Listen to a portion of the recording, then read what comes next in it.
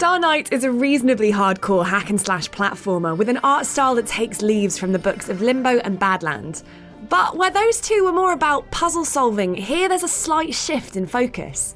The core of the game is violence. I mean, you are a knight after all, so you're going to spend a lot of your time mashing the attack button. But the question is it any good?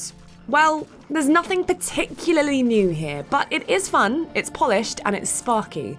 The game is pretty standard stuff, but it's done well. There are wall jumps, bounce pads, crumbling blocks, and all the usual bells and whistles of 2D platformers. Butchering the podgy monsters that populate the levels is a lot of fun, and while the combo system isn't particularly in-depth, you can learn powerful new moves by spending the tokens hidden in each level.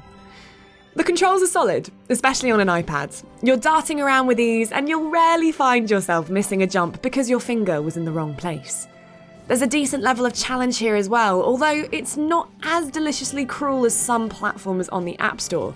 Now that's not to say that you're not going to feel that sometimes you're bashing your head against a brick wall, especially when it comes to the first boss fight, but upgrading your weapons and learning the patterns of your enemies will set you in good stead.